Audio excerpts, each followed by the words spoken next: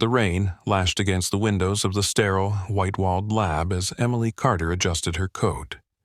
She stood in the waiting area of Neuro-Echo Labs, a state-of-the-art facility that promised groundbreaking advancements in memory retrieval and enhancement. Emily had signed up for the experiment out of curiosity, perhaps a chance to relive happy memories she had long forgotten. After all, the brochure was clear. Rediscover your life, one memory at a time. Miss Carter? A soft voice called her name. Emily looked up to see a young assistant in a crisp white uniform standing by an open door. We're ready for you. She followed the assistant down a long, dimly lit hallway. The air smelled faintly of antiseptic, and the fluorescent lights above buzzed softly. At the end of the corridor, they entered a room dominated by a sleek, futuristic chair surrounded by monitors, wires, and a single blinking device the size of a shoebox. Dr. Victor Hayes, the head researcher, stood nearby. His silver-rimmed glasses reflected the monitors, and his expression was a blend of warmth and clinical precision. "Emily Carter," he said, extending a hand. "Thank you for volunteering. You're helping us make history." Emily shook his hand, her nervousness barely hidden.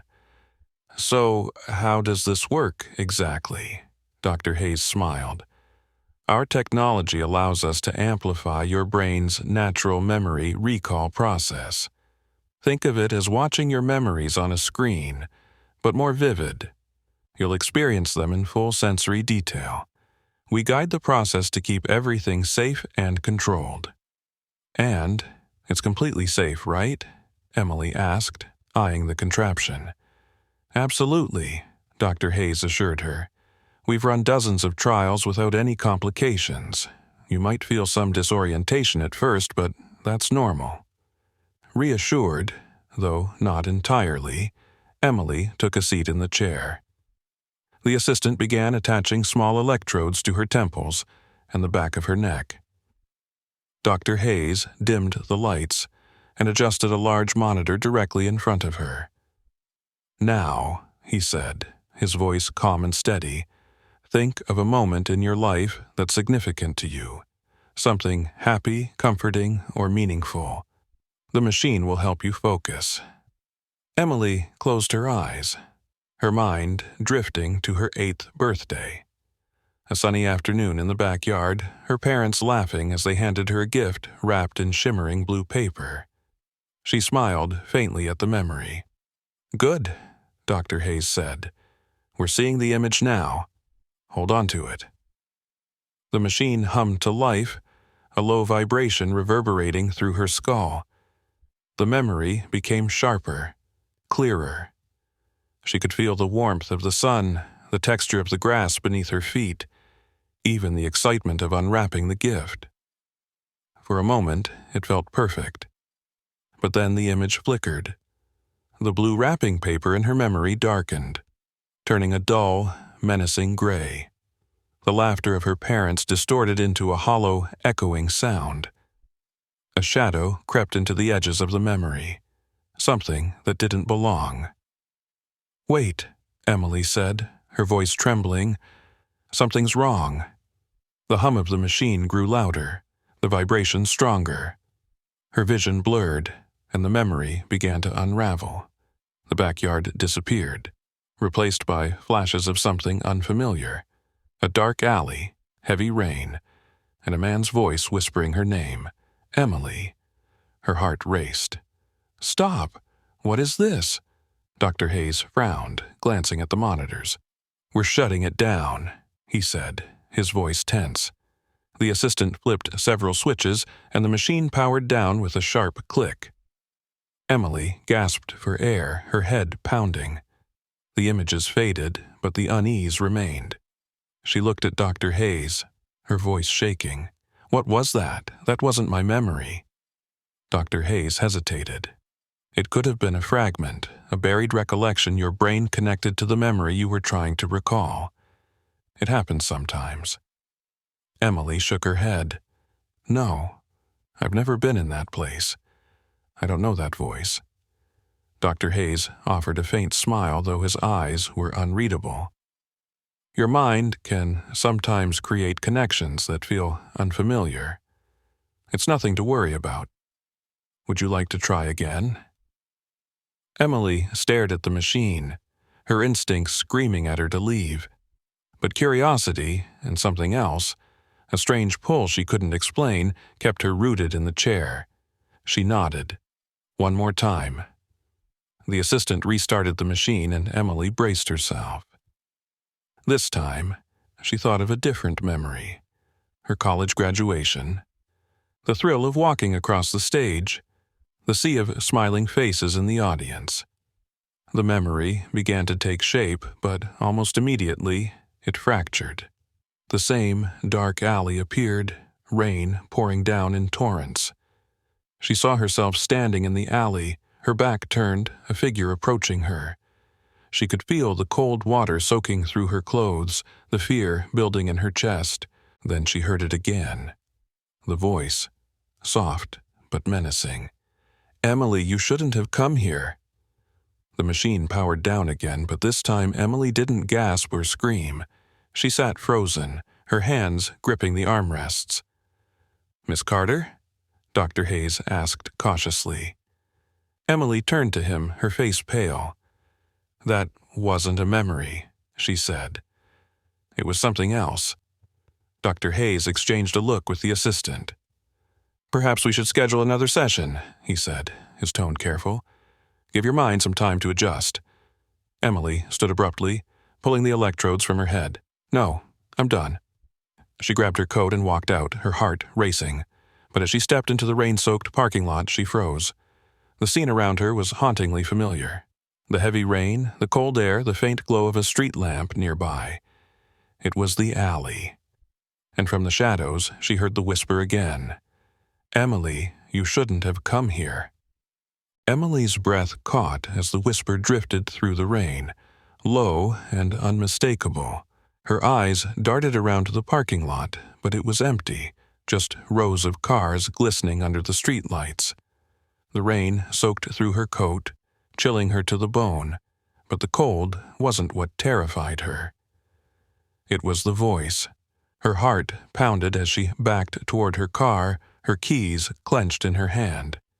Every shadow seemed to move, shifting unnaturally at the edges of her vision. She reached her car and fumbled with the door, finally sliding inside and locking it behind her. For a moment she sat still, gripping the steering wheel, her mind racing. "That wasn't real," she whispered to herself. "It's just the experiment messing with my head." She tried to rationalize it. Maybe the machine had triggered a hallucination, some kind of side effect that they hadn't warned her about. But the scene outside, the rain, the alley, the faint glow of the street lamp, it matched what she'd seen in the machine too perfectly. And then there was the voice. It hadn't just been in her head, she was sure of it. Emily started the car, the engine's rumble cutting through the rain. She pulled out of the lot quickly, her eyes flicking to the rearview mirror as she drove.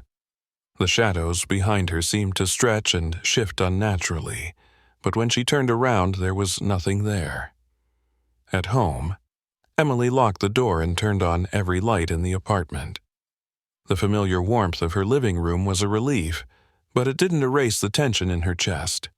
She poured herself a glass of water, her hands shaking so badly she nearly dropped it. Her phone buzzed, startling her. She grabbed it quickly, half expecting the unknown voice to somehow be calling her. But it was just a text from Dr. Hayes. "Dr. Hayes, Emily, we're reviewing your session data. Please let us know if you experience any further discomfort or unusual sensations." She stared at the message, a bitter laugh escaping her lips. "Discomfort," she muttered. "Unusual sensations. Sure." Her thumb hovered over the screen, but she didn't respond. What would she even say? That she'd heard a voice in her head, and now her world felt like it was coming apart? She set the phone down and paced to the room, her mind replaying the events at the lab. The alley, the voice, the words. "You shouldn't have come here." Why did that feel like a warning? Later that night, sleep eluded her. She lay in bed, staring at the ceiling, the rain tapping softly against the window. Every creak of the apartment, every rustle of the wind outside made her flinch. She couldn't shake the feeling that something was watching her. When she finally drifted off, the dreams came. She was back in the alley, the rain cold and relentless. The street lamp flickered above her, casting uneven shadows. She turned, her breath visible in the freezing air, and saw a figure at the far end of the alley. It was shrouded in darkness, its features impossible to discern, but it was watching her. She tried to move, but her legs felt rooted to the ground. The figure stepped closer, the sound of its footsteps muffled by the rain. Panic surged in her chest as she struggled to break free, to run, but she was frozen in place. The voice came again, closer this time. "Emily, you've already made the choice." She woke with a gasp, her heart hammering in her chest. The room was dark, her breaths loud in the silence. For a moment, she sat there, gripping the blanket, willing herself to believe it had just been a dream. But then she noticed something. Her window was open. The rain was dripping onto the sill, the curtains fluttering in the breeze. She was sure she had closed it before bed. Her chest tightened as she got up, her steps cautious, and peered out into the night. The street below was empty. Nothing but wet pavement and the glow of a distant street lamp. But then she saw it. A single wet footprint on her windowsill. It was large, human, and unmistakably fresh.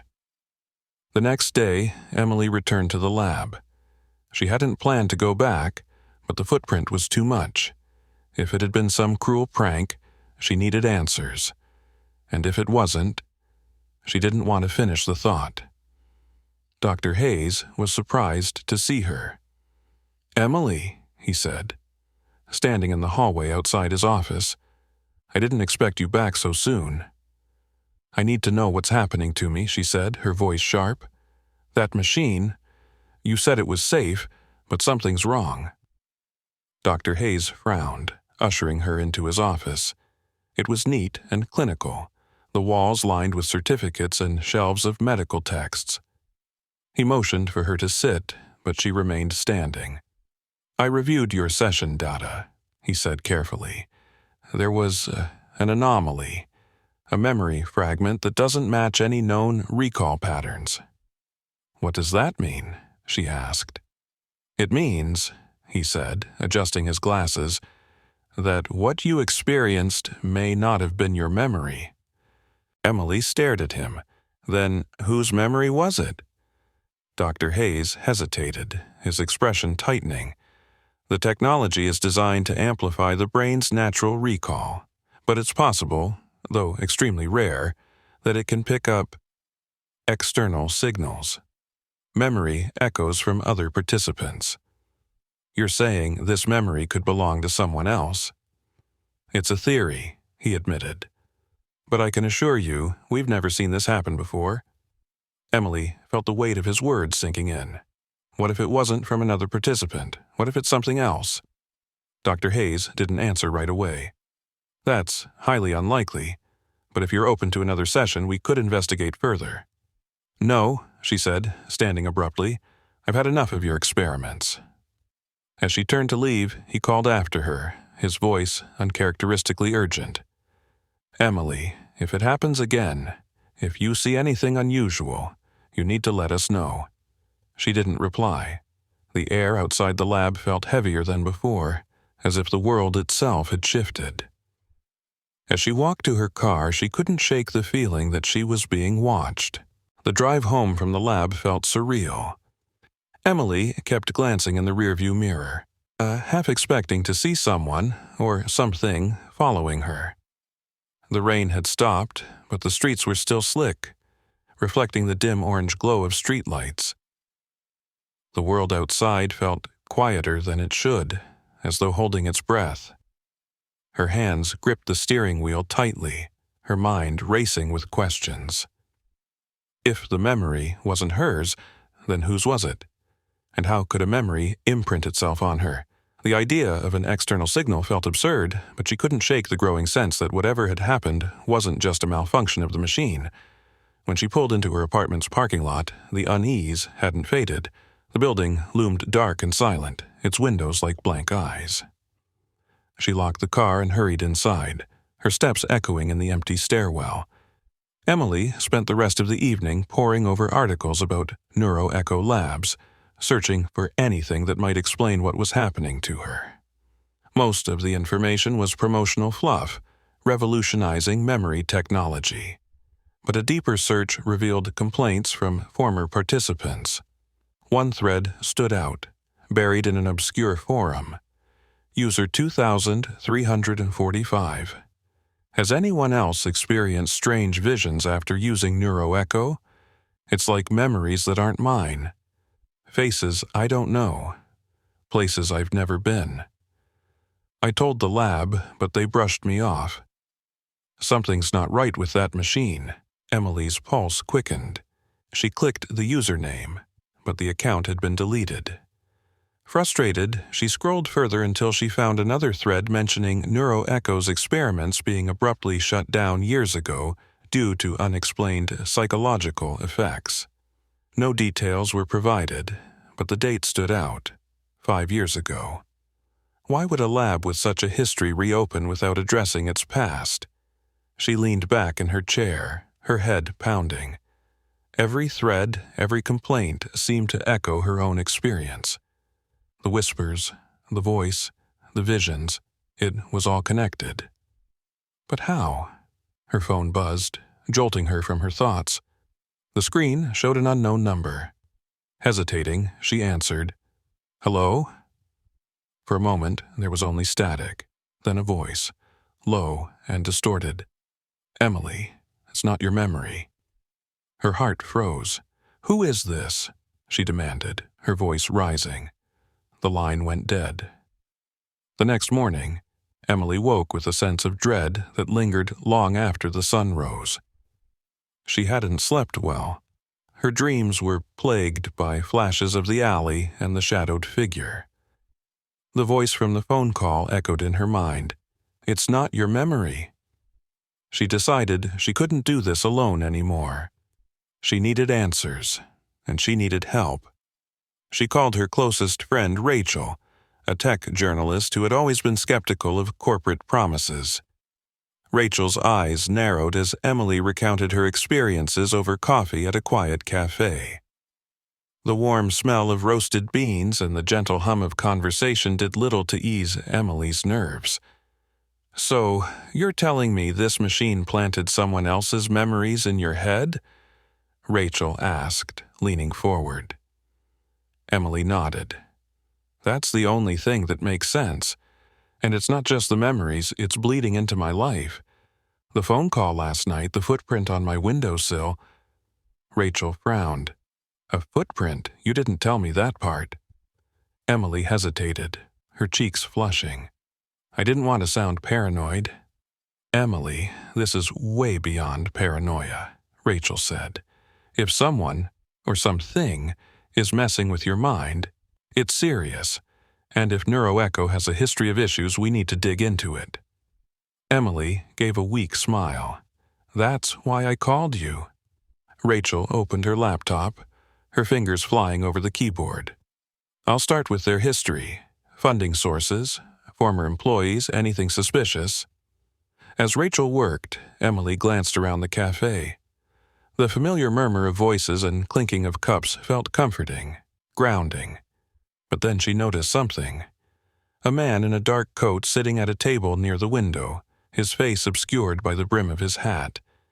He wasn't drinking coffee or looking at a phone. He was just sitting, motionless. Her stomach churned. "Rachel?" she whispered, leaning closer.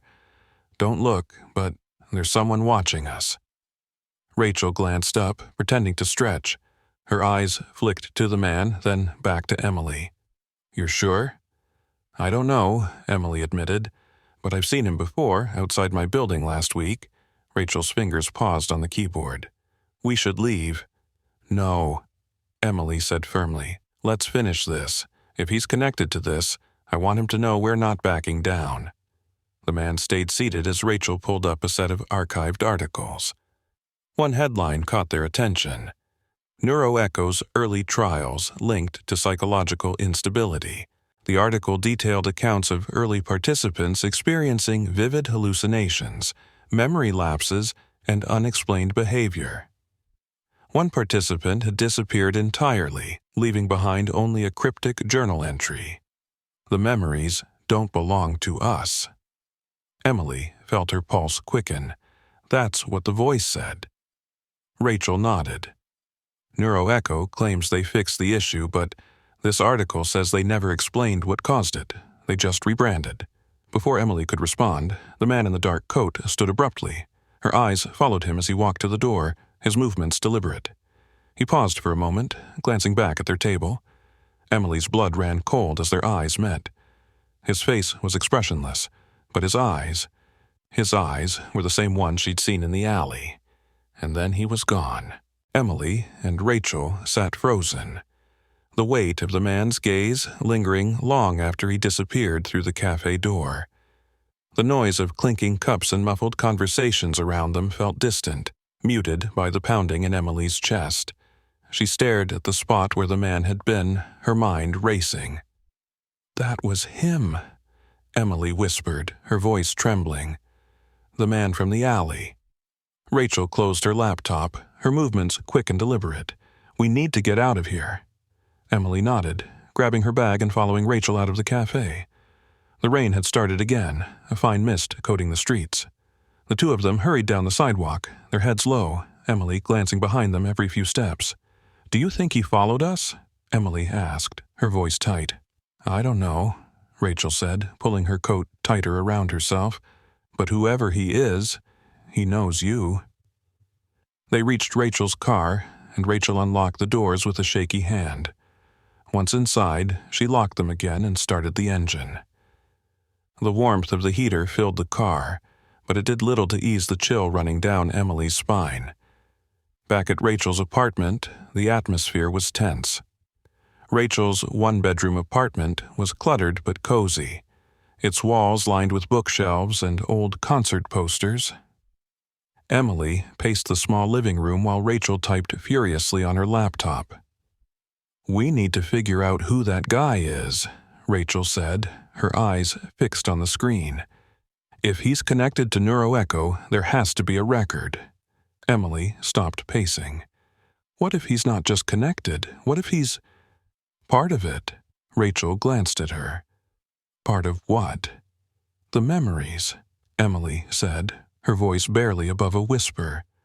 "What if he's from someone else's memories? Someone who used the machine before me?" Rachel leaned back, her fingers pausing on the keys. "You're saying he's not real?" "I don't know," Emily said, her voice breaking. "None of this makes sense, but I saw him in the alley, and now he's here." Rachel stood, placing a hand on Emily's shoulder. "We'll figure it out. But first, we need to focus. Let's start with Neuroecho. If this guy is connected to their experiments, we'll find something." Hours passed as Rachel combed through records, digging into Neuroecho's past. Emily sat on the couch, her leg bouncing nervously.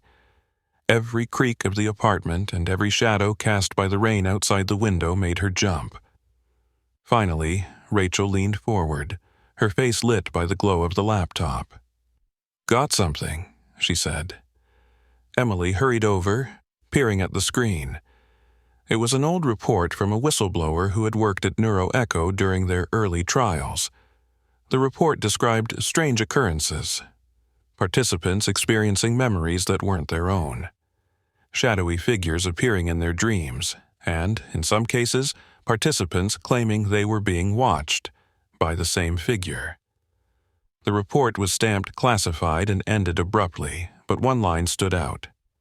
Subject 12 reported repeated encounters with a tall man in a black coat. Subject claimed the figure appeared in their memories first, then began manifesting in the real world. Subject disappeared 2 days after the final report. Emily's stomach twisted. Subject 12. Do you think? Rachel nodded grimly. It's possible this man is more than a memory. If neuroecho is tapping into something beyond normal brain activity, they could have pulled him from wherever he came from. Emily shook her head. That doesn't make sense. How can a memory manifest in real life? Maybe it's not just a memory, Rachel said. Maybe the machine connected to something it shouldn't have. Before they could discuss further, Rachel's phone buzzed. She glanced at it, her face paling. It's from an unknown number. Emily leaned over to see the screen. The message was short but chilling. Stop digging. Rachel set the phone down carefully, her hands shaking. They know. Emily's breathing quickened. What do we do? We don't stop, Rachel said, her voice firm. Whoever this is, they're trying to scare us into backing off. That means we're close to something. Later that night, Emily tried to sleep on Rachel's couch, but her mind refused to quiet. Every time she closed her eyes, she saw the alley, the rain, and the man in the black coat. She couldn't shake the feeling that he was nearby, watching her. Around 3 a.m., she woke suddenly, her heart racing. The apartment was dark and silent, but something felt wrong. She sat up, listening. A faint knock came from the window, her blood turned to ice. Slowly, she turned her head, her breath caught in her throat. The man in the black coat stood outside the window, his face obscured by the shadows. He didn't move, didn't speak. He just stood there, staring. Emily froze, her body paralyzed with fear.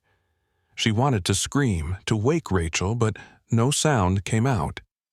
The man raised a hand and pressed it against the glass. His lips moved, forming a single word. Remember. The next thing Emily knew, Rachel was shaking her awake. Emily, are you okay? Emily sat up, gasping for air. The window was empty, the room exactly as it had been. She looked around wildly. He was here, she said, her voice trembling. The man in the coat, he was right there. Rachel frowned. You were dreaming. No, Emily said firmly. It wasn't a dream. He was real. Rachel glanced at the window, then back at Emily. Even if it felt real, it's just the machine messing with your head. You're safe. But Emily wasn't convinced. She couldn't shake the feeling that the man wasn't a hallucination. He was part of something bigger, something they didn't understand yet. And she knew he wouldn't stop until she found out the truth. Emily's grip on the coffee mug trembled as she sat across from Rachel the next morning. The kitchen was bathed in the weak glow of early sunlight, but the warmth of the new day did little to dispel the lingering chill from the night before. You're sure you saw him? Rachel asked, her voice careful, almost skeptical. I'm not imagining this, Emily said firmly. He was there, Rachel. He looked right at me. Rachel rubbed her temples. Even if he's not just a hallucination, how does that help us? What do we do about someone or something that keeps appearing and disappearing like that? Emily set the mug down, her jaw tight. We don't wait for him to come to us. We go to him. Rachel's eyes widened. You want to track him down? Are you serious? Emily nodded. If he's connected to neuroecho, then we need to figure out why. Maybe he's a former participant. Maybe he's a manifestation of something the machine did. Either way, he's the key to this. Rachel hesitated, but the determination in Emily's voice was hard to argue with. Okay, she said finally. Where do we start? The first step was reviewing everything they knew about the man. They went through Rachel's notes and the whistleblower's report again, focusing on references to Subject 12. Rachel managed to find an old database entry linking the subject to a name. Michael Wren. Michael Wren, Rachel said, typing furiously. Former participant, classified as deceased, but there's no death certificate. It just says status unknown. That's convenient, Emily muttered, leaning over the laptop. Can you pull up anything else? Rachel nodded, scrolling through layers of archived documents. After several minutes, she found a lead. A report of a fire at Michael Wren's apartment building 5 years ago, the same year NeuroEcho shut down its initial trials. The article claimed the fire was unexplained and that Michael had vanished afterward. What if he didn't die in that fire? Emily asked. What if NeuroEcho covered it up? Rachel leaned back, her brow furrowed. If he's still alive, he's not exactly living a normal life. People don't just vanish and start showing up in other people's memories. Emily grabbed her coat. We're not going to find out by sitting here. Let's go to the apartment. Rachel hesitated. You're sure about this? No, Emily admitted. But we're not going to figure this out by running from it. The apartment building was a shell of its former self. Blackened walls and broken windows hinted at the fire that had gutted the place years ago.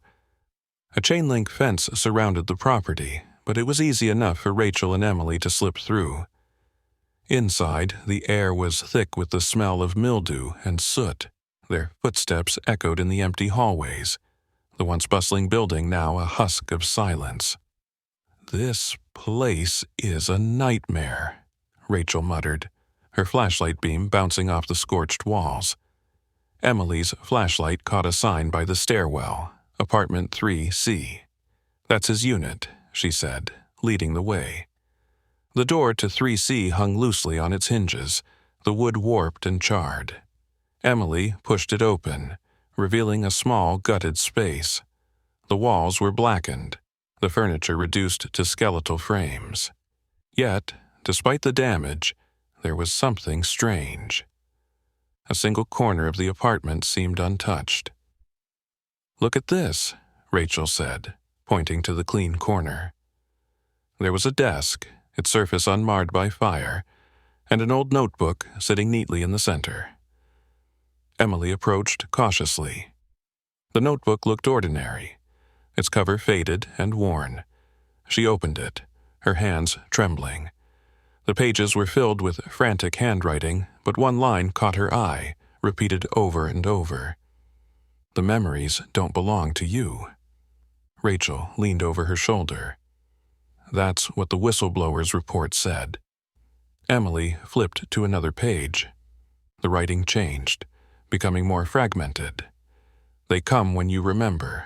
They grow stronger each time. What does that mean? Rachel asked, her voice hushed. Before Emily could respond, a sound echoed through the apartment. A faint creak, like a footstep. Rachel spun around. What was that? They both froze, their flashlights scanning the room. At first, there was nothing. Then, from the shadows near the doorway, a figure emerged. It was him. The man in the black coat stepped into the light, his face still partially obscured. He didn't speak, didn't move closer. He simply stood there, watching them. Emily's breath caught. "Who are you?" she demanded, her voice shaking. "Why are you following me?" The man tilted his head slightly, as though considering her question. Then he spoke, his voice low and hollow. "You opened the door." "What door?" Rachel asked, her voice rising. "What are you talking about?" The man's gaze didn't waver. "Every time you remember, you bring us closer." "Closer to what?" Emily asked, taking a step forward. "What do you want?" He didn't answer. Instead, he stepped backward into the shadows, disappearing as though he had never been there. The silence that followed was deafening. They stumbled out of the building, their breaths coming fast and uneven. Emily clutched the notebook tightly, her mind racing with questions. "He's not just a person," Rachel said, breaking the silence. "He's something else." Emily nodded. "He said I opened a door. What if that's what NeuroEcho's machine does? It doesn't just enhance memories, it connects them, opens them to whatever he is." Rachel shivered. "If that's true, then it's not just about you. NeuroEcho could have done this to anyone who used the machine." Emily looked at the notebook in her hands.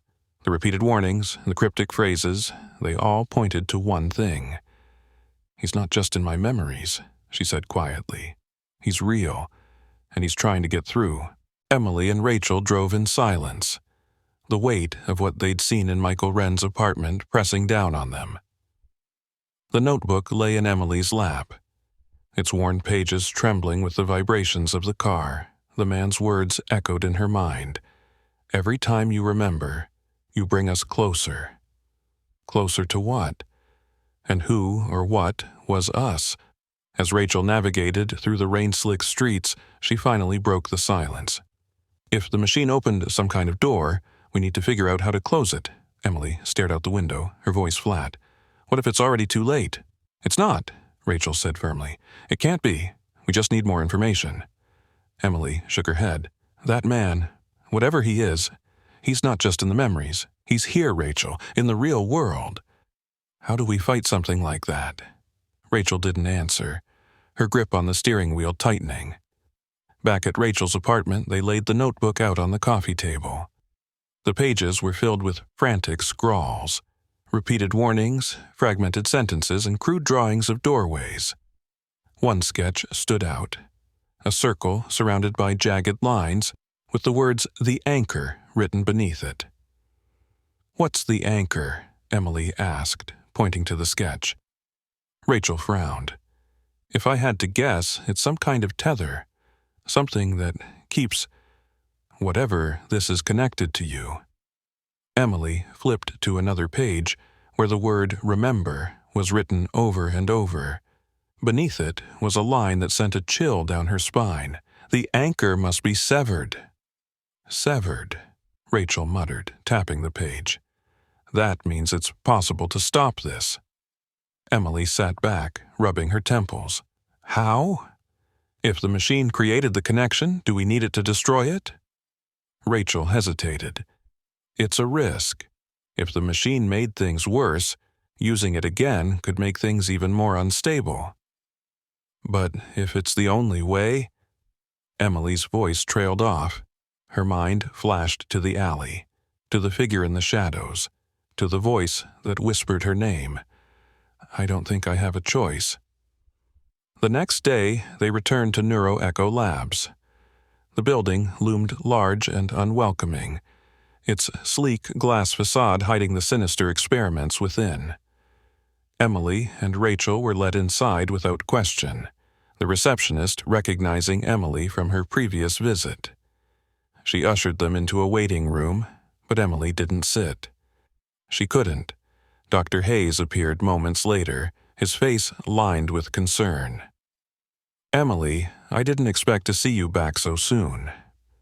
I need another session, she said, her voice steady despite the storm inside her. Dr. Hayes frowned. Emily, I strongly advise against— Don't, she interrupted. Don't tell me it's safe, or that it's not the machine's fault. You know something's wrong. You're hiding it. Dr. Hayes hesitated, his eyes flicking to Rachel, who stared at him with barely contained anger. Finally, he sighed. Come with me.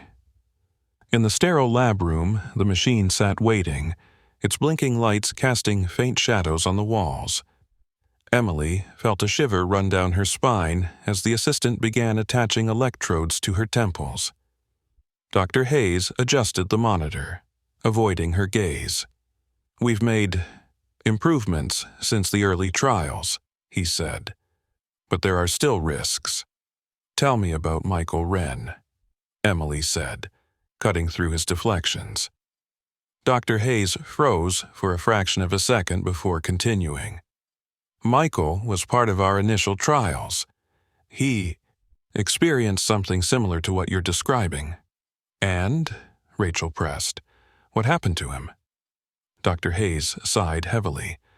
Michael became unstable.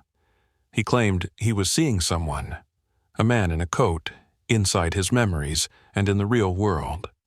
At first, we thought it was a psychological breakdown caused by the machine, but then he trailed off, his face pale. Then what? Emily demanded. He disappeared, Dr. Hayes said quietly. We think he went back to the machine, trying to fix whatever had happened to him. But when we found his apartment, there was no sign of him. Only that notebook. Emily's breath hitched. You knew this could happen, and you kept experimenting. Dr. Hayes's shoulders slumped. We thought we'd fix the issue. You have to understand, we didn't know what we were dealing with. Rachel crossed her arms. And you still don't. Dr. Hayes turned to Emily. If you go under again, we might be able to isolate the connection and sever it, but there's no guarantee. Emily nodded, her voice firm. Do it. The machine hummed to life, the vibrations coursing through Emily's skull as her vision blurred. This time, she didn't try to focus on a specific memory. She let the machine guide her, sinking into the haze of her mind. At first, it was quiet. Flashes of familiar moments, her childhood home, her college dorm, her parents' faces, floated past like fragments of a dream. But then the images darkened, twisting into something colder. She was back in the alley. The rain poured down, and the street lamp flickered weakly. The man in the black coat stood at the far end, his silhouette sharper than ever.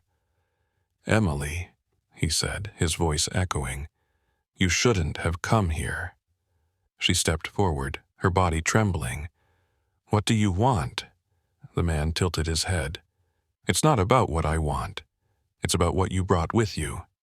What does that mean? She shouted. He took a step closer, his presence radiating cold.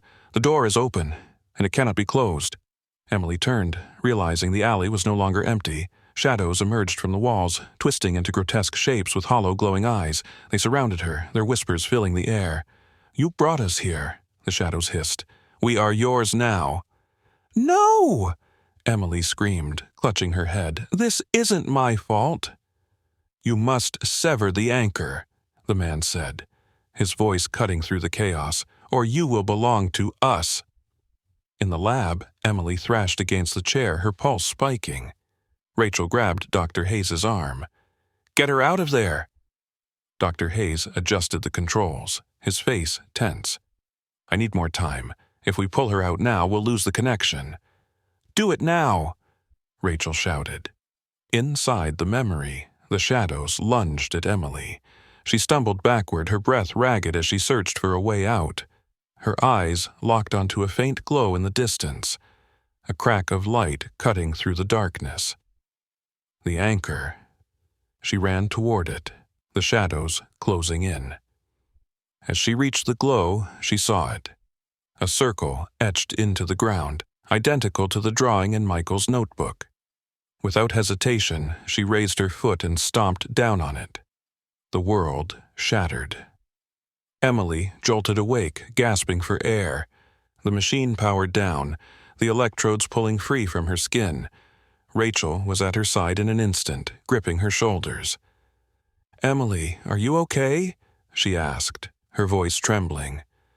Emily nodded weakly, her body shaking. The anchor. I broke it. Dr. Hayes stared at her, his expression unreadable. What did you see? Emily didn't answer. Her mind was still reeling, the echoes of the shadow's whispers fading into silence. But one thing was clear, the door wasn't fully closed, not yet. The lab was eerily quiet after Emily's session. The machine had been powered down, its lights dim, but the tension in the room remained thick. Emily sat in the chair, her breaths shallow and ragged, as Rachel crouched beside her, gripping her hand. What did you see? Rachel asked gently, her voice steady but filled with urgency.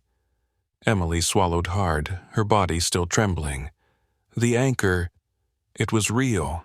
A glowing circle, just like in the notebook. I broke it. Dr. Hayes stepped forward, his face pale. And the man? The shadows? Are they gone? Emily shook her head. They said the door is still open. Breaking the anchor wasn't enough. Whatever I did, it didn't stop them.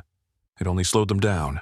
Rachel straightened, her expression hardening. Then, what's next? How do we close the door?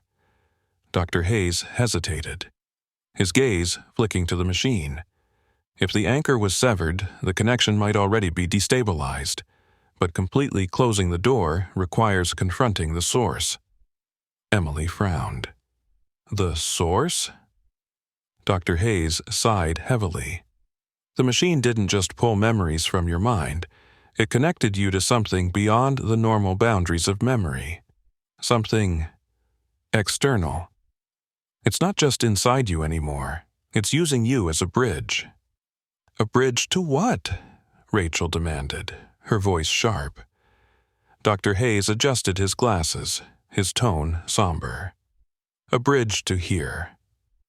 That night, Emily and Rachel left the lab with more questions than answers. Dr. Hayes had promised to continue analyzing the session data, but Emily couldn't shake the feeling that time was running out. She clutched Michael Wren's notebook tightly, the scribbled warnings etched into her mind. Back at Rachel's apartment, the two sat in tense silence. The rain outside had returned, pattering against the windows in a steady rhythm. "We need to find the source," Rachel said finally, breaking the quiet. "If the machine connected you to whatever this is, there has to be a way to sever it completely." Emily stared at the notebook. The pages were filled with cryptic messages, but one stood out in bold, jagged handwriting. "The source lies where it began." "Where it began," Emily murmured. "The machine." Rachel leaned forward. What if it's not just the machine? What if it's the place, NeuroEcho itself? Emily's blood ran cold. The idea made a terrifying kind of sense. If the machine had opened the door, then the lab, the site of all the experiments, could be tied to whatever was trying to cross over. "We need to go back," Emily said, her voice firm. Rachel hesitated. "You think Hayes will let us just waltz in and do whatever it takes to stop this?" "No," Emily admitted. "That's why we're not asking." They returned to NeuroEcho Labs late that night. The building was dark and quiet, the glow of the city barely reflecting off its glass facade. Rachel had brought along her lock-picking tools, and within minutes they were inside. The halls felt colder, more oppressive than they had earlier in the day. The sound of their footsteps echoed unnaturally, and the flickering fluorescent lights above only heightened their unease. "This place feels wrong," Rachel muttered, glancing around. "Like it's alive." Emily nodded, her grip tightening on the notebook. "It's not just the machine. The whole building feels tied to this." They reached the lab where the sessions had taken place. Emily's heart pounded as she pushed the door open. The machine sat in the center of the room, silent and inert, yet still radiating an ominous presence. Rachel closed the door behind them. "What now?" Emily flipped through the notebook, her eyes scanning the frantic scrawls. One phrase caught her attention. "Sever the bridge where it stands. Destroy the tether." "The machine is the tether," Emily said. "If we destroy it, we might be able to cut the connection entirely." Rachel frowned. "And if we're wrong?" Emily met her gaze. "Then we find another way, but we have to try." They searched the lab for anything they could use to disable the machine. Rachel found a heavy metal wrench, while Emily uncovered a box of tools in a nearby cabinet. As they worked, the air grew colder, and a faint hum began to fill the room. Rachel froze, the wrench in her hand. "Do you hear that?" Emily nodded, her pulse quickening. The hum grew louder, vibrating through the floor. The lights flickered, casting jagged shadows across the walls. Then the whispers started. Faint at first, like a distant breeze, but growing louder with each passing second. They surrounded the room, overlapping voices speaking in a language Emily couldn't understand. She turned toward the machine and her breath caught. The man in the black coat stood beside it. "Emily," he said, his voice calm and cold, "you shouldn't be here." Rachel took a step forward, gripping the wrench tightly. "Who are you? What do you want?" The man didn't look at her. His eyes remained fixed on Emily. You opened the door, he said.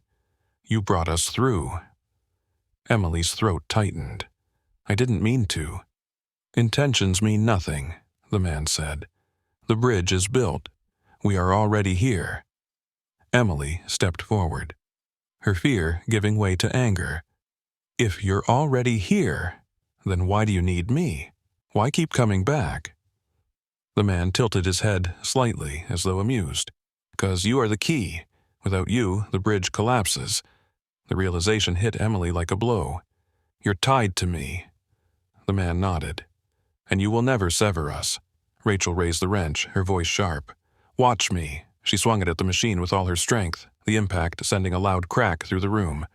The whispers turned into a deafening roar, and the man in the coat flickered, his form distorting. Again, Emily shouted. Rachel swung again, smashing through the machine's exterior. Sparks flew, and the hum grew louder, shaking the walls. The man staggered, his figure flickering like a broken hologram. You cannot destroy what is already here, he said, his voice filled with static. Emily grabbed the wrench from Rachel, her eyes locked on the man. Watch me. With a final swing, she struck the core of the machine. The lights exploded, plunging the room into darkness. The whispers stopped abruptly, replaced by a silence so complete it was almost suffocating. When Emily opened her eyes, she was lying on the floor. The lab was still, the machine reduced to a smoking heap of twisted metal. Rachel was beside her, sitting up slowly, her face pale.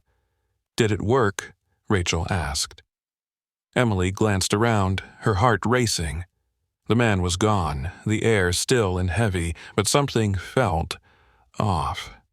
The oppressive weight that had haunted her was gone, yet a faint whisper lingered at the edge of her mind, barely audible. Emily, Rachel said, shaking her. Did it work? Emily sat up, her eyes narrowing as she stared at the remains of the machine. She wasn't sure, the door might have been closed, but the whisper suggested something had stayed behind. It's not over, Emily said quietly. Not yet. The remains of the machine lay in smoldering ruin, wires exposed and sparking faintly. The air in the lab was thick with the acrid smell of burnt metal. Emily and Rachel sat in the aftermath, their breaths labored, the silence around them heavy and unsettling. It's gone, Rachel said, her voice unsteady. We destroyed it. It has to be over. Emily shook her head, her gaze fixed on the twisted remains. Then why do I still hear them? Rachel froze. The whispers? Emily nodded, her hand trembling as she clutched the notebook. The faint, insidious voices still lingered at the edges of her mind, indistinct yet impossible to ignore. The lab felt colder now, as though the destruction of the machine had unleashed something rather than contained it. They stumbled out of the lab into the rain-soaked night, their clothes damp and clinging to their skin. The city was quiet, its streets illuminated by flickering streetlights. Rachel unlocked her car, glancing nervously over her shoulder as they climbed in. What now? Rachel asked, gripping the steering wheel tightly. We destroyed the machine. What else is there? Emily stared out the window, her thoughts racing. The machine was just a tether, a piece of it. The whispers, they're still here. That means the connection isn't fully severed. Rachel exhaled sharply. How do we sever something we don't even understand? Emily opened the notebook again, her fingers flipping through the pages frantically. Michael Wren's jagged handwriting was more fragmented now, the words barely legible. One line stood out, scrawled repeatedly. The source isn't external. It's in you. Her stomach twisted. It's not the machine, it's me. Rachel frowned. What are you talking about? The connection, Emily said, her voice hollow. It's not just tied to the machine, it's tied to me. I'm the bridge. Rachel shook her head. That's not possible. You're not a machine, you're a person. That doesn't matter, Emily said, her voice rising. I was the one who opened the door. I let them in. And now, They're using me to stay. The weight of the realization pressed down on her. Every memory, every whisper, every appearance of the man in the black coat. It all came back to her. She wasn't just a victim of the machine. She was its anchor. Back at Rachel's apartment, they sat in the dim light of the living room, exhaustion evident on both their faces. Emily flipped through the notebook again, searching for answers. "We have to go deeper," she said suddenly. Rachel's eyes widened. "Deeper into what?" "The connection," Emily replied. "I need to go back, but this time without the machine. If it's in me, then I have to confront it directly." Rachel looked horrified. "You can't do that. You don't know what's on the other side. You've seen what it's capable of." Emily met her gaze, her voice steady. "I don't have a choice. If I don't stop this, it won't just be me. It'll spread to everyone else who's used the machine. Maybe even beyond that." Rachel hesitated, then sighed. "How do we do this?" Emily thought for a moment, then flipped to the last page of the notebook. The words were faint, almost smudged. "The only way to close the door is to find what lies behind it." She looked at Rachel. "We need to induce the state the machine created, memory recall, but without the interference. I need to focus completely on the door." Rachel frowned. "That sounds incredibly dangerous." "It is," Emily admitted. "But it's the only way." They gathered what they needed. A quiet room, a single light, and complete stillness. Emily sat cross-legged on the floor, her breathing steady, the notebook open in her lap. Rachel sat nearby, watching her with a mix of fear and determination. "You're sure about this?" Rachel asked. Emily nodded. "If I don't come back—" "Don't," Rachel interrupted. "You'll come back." Emily gave her a faint smile, then closed her eyes. The darkness came quickly, wrapping around her like a heavy fog. Emily focused on the memories. The alley, the rain, the man in the black coat. The whispers grew louder, swirling around her, pulling her deeper into the void. When she opened her eyes, she was back in the alley. The rain fell in cold, relentless sheets, and the flickering street lamp cast distorted shadows on the wet pavement. She turned slowly, her heart pounding as she faced the far end of the alley. He was there. The man in the black coat stepped forward, his movements deliberate, his eyes fixed on her. But this time he wasn't alone. Behind him, the shadows twisted and writhed, forming grotesque shapes that seemed almost human. "Emily," the man said, his voice low and resonant. "You've come back." "This ends here," Emily said, her voice trembling but firm. "No more bridges, no more doors." The man tilted his head, a faint smile playing at the corners of his lips. "You misunderstand. We are not here because of the machine. We are here because of you." The shadows surged forward, their whispers deafening. Emily stumbled back, her breathing ragged. "No, you're lying. You opened the door," the man said, "and only you can close it." Emily's mind raced. She thought of the notebook, the machine, the anchor. The words echoed in her head. "The source isn't external. It's in you." She steadied herself, her hands clenched into fists. "Then I'll close it." The man's smile widened. "Do you have the strength?" The shadows lunged at her, their forms shifting into faces she recognized. Her parents, her friends, even Rachel. They whispered her name, accusing, pleading, taunting. Emily squeezed her eyes shut, focusing on the light she had seen before. "You are not real," she whispered. "You are not mine." The whispers faltered, the shadows flickering. Emily opened her eyes and saw the glow again, a faint crack of light in the distance. She ran toward it, the shadows clawing at her heels. The man's voice followed her. "You cannot escape yourself." The light grew brighter, blinding. Emily reached out, her fingers brushing the edge of the crack. With all her strength, she pushed. When she opened her eyes, she was back in Rachel's apartment. Rachel was shaking her, her voice frantic. "Emily, are you okay?" Emily sat up slowly, her body weak but intact. The whispers were gone. The oppressive weight had lifted. "It's over," Emily said, her voice hoarse. Rachel let out a shaky laugh. "You did it." But as Emily looked down at her hands, she noticed faint scars forming on her palms.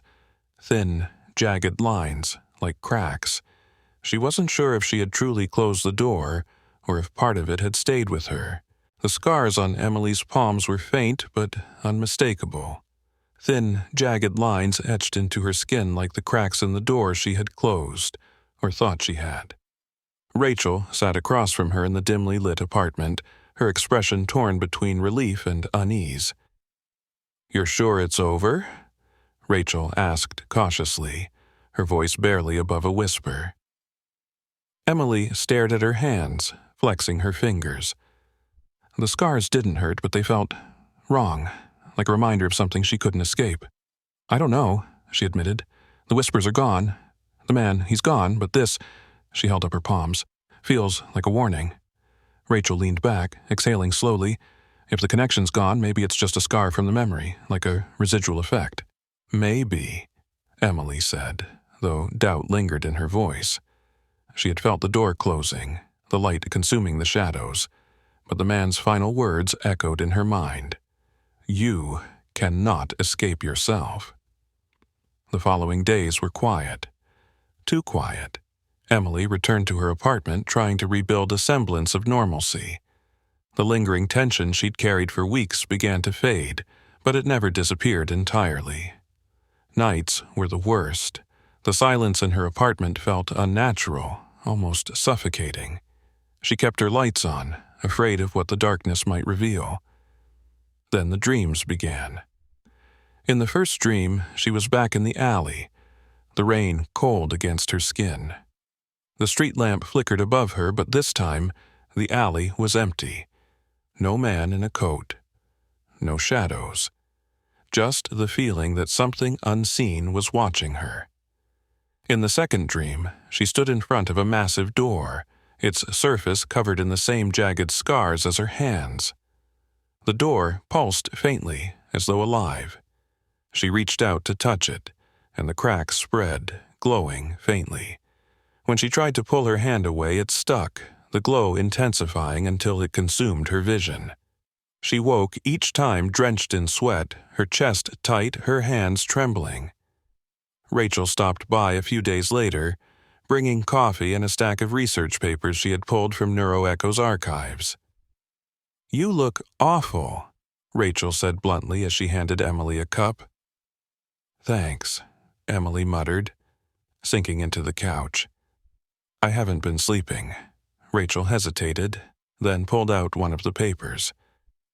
"I didn't want to say anything earlier, but I found this in the archives. It's from the initial trials, Michael Wren's session notes." Emily sat up straighter. "What do they say?" Rachel handed her the paper.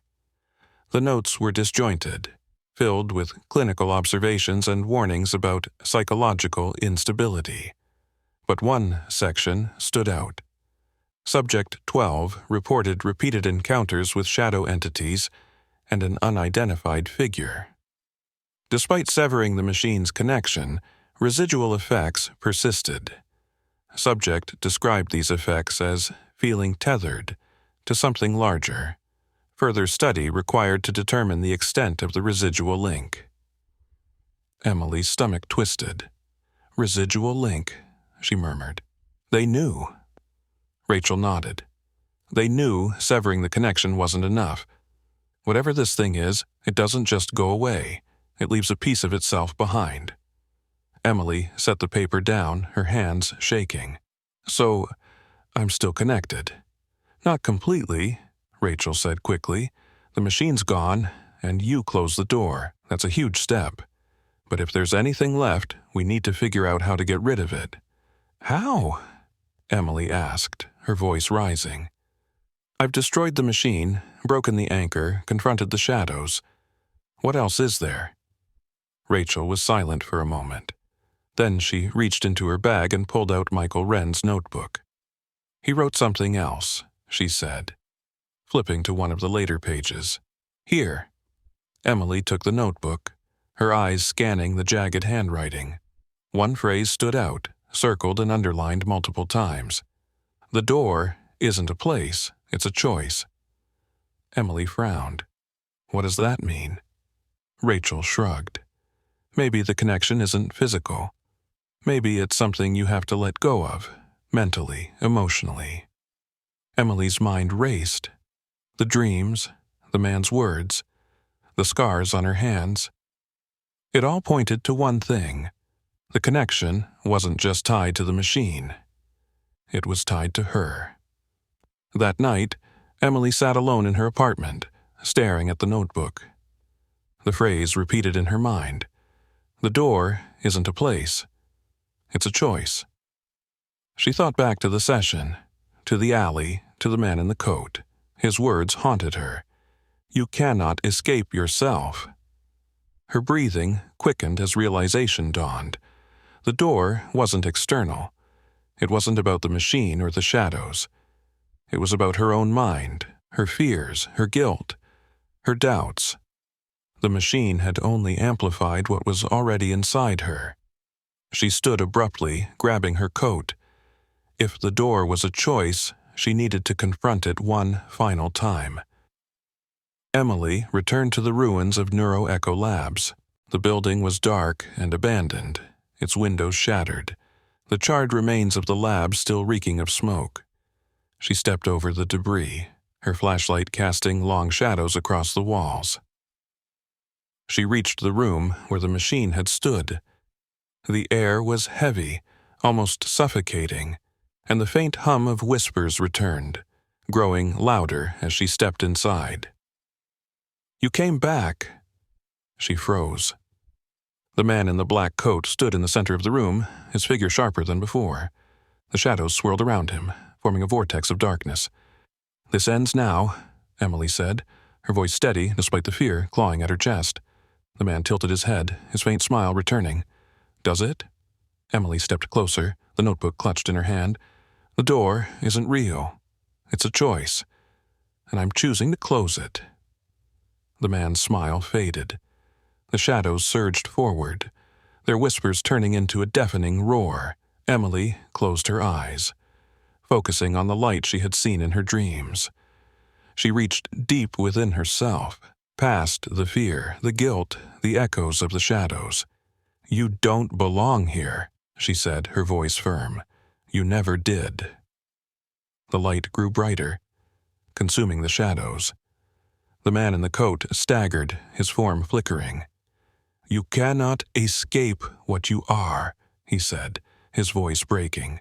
You cannot sever what is already within. I'm not severing it, Emily said, opening her eyes. I'm letting it go.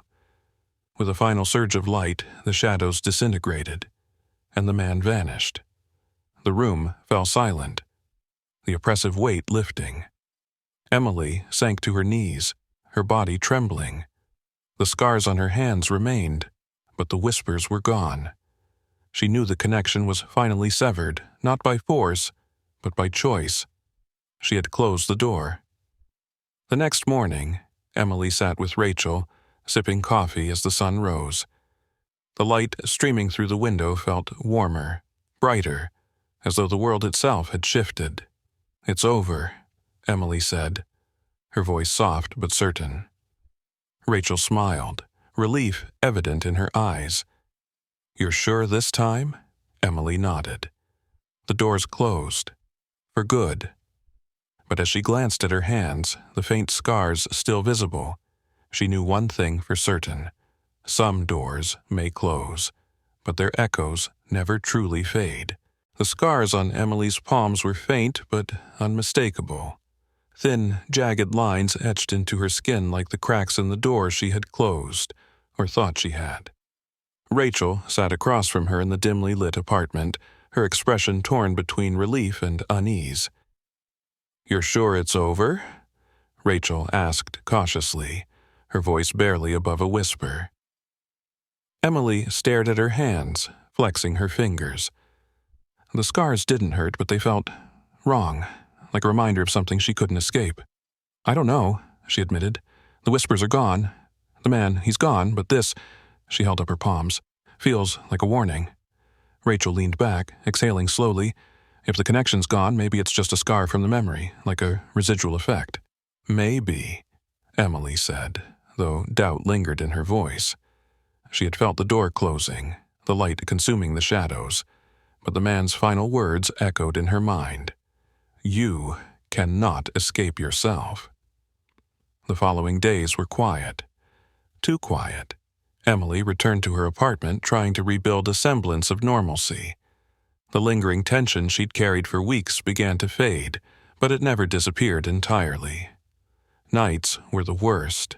The silence in her apartment felt unnatural, almost suffocating. She kept her lights on, afraid of what the darkness might reveal. Then the dreams began. In the first dream, she was back in the alley, the rain cold against her skin. The street lamp flickered above her, but this time, the alley was empty. No man in a coat. No shadows. Just the feeling that something unseen was watching her. In the second dream, she stood in front of a massive door, its surface covered in the same jagged scars as her hands. The door pulsed faintly, as though alive. She reached out to touch it, and the crack spread, glowing faintly. When she tried to pull her hand away, it stuck, the glow intensifying until it consumed her vision. She woke each time drenched in sweat, her chest tight, her hands trembling. Rachel stopped by a few days later, bringing coffee and a stack of research papers she had pulled from NeuroEcho's archives. "You look awful," Rachel said bluntly as she handed Emily a cup. "Thanks," Emily muttered, sinking into the couch. "I haven't been sleeping." Rachel hesitated, then pulled out one of the papers. "I didn't want to say anything earlier, but I found this in the archives. It's from the initial trials, Michael Wren's session notes." Emily sat up straighter. "What do they say?" Rachel handed her the paper. The notes were disjointed, filled with clinical observations and warnings about psychological instability. But one section stood out. Subject 12 reported repeated encounters with shadow entities and an unidentified figure. Despite severing the machine's connection, residual effects persisted. Subject described these effects as feeling tethered to something larger.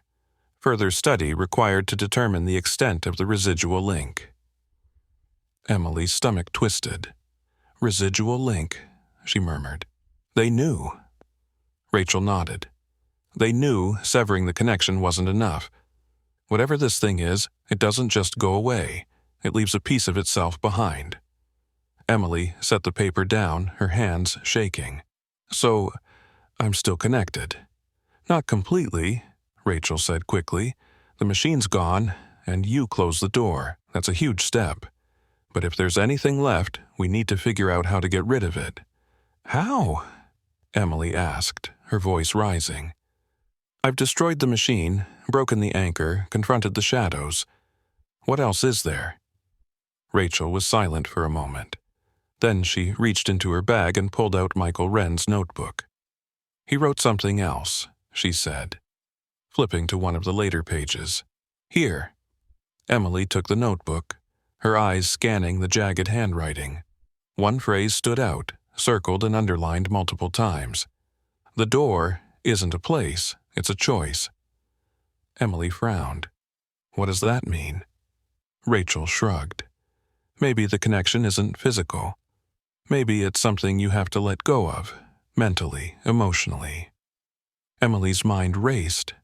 The dreams, the man's words, the scars on her hands. It all pointed to one thing. The connection wasn't just tied to the machine. It was tied to her. That night, Emily sat alone in her apartment, staring at the notebook. The phrase repeated in her mind. The door isn't a place. It's a choice. She thought back to the session, to the alley, to the man in the coat. His words haunted her. You cannot escape yourself. Her breathing quickened as realization dawned. The door wasn't external. It wasn't about the machine or the shadows. It was about her own mind, her fears, her guilt, her doubts. The machine had only amplified what was already inside her. She stood abruptly, grabbing her coat. If the door was a choice, she needed to confront it one final time.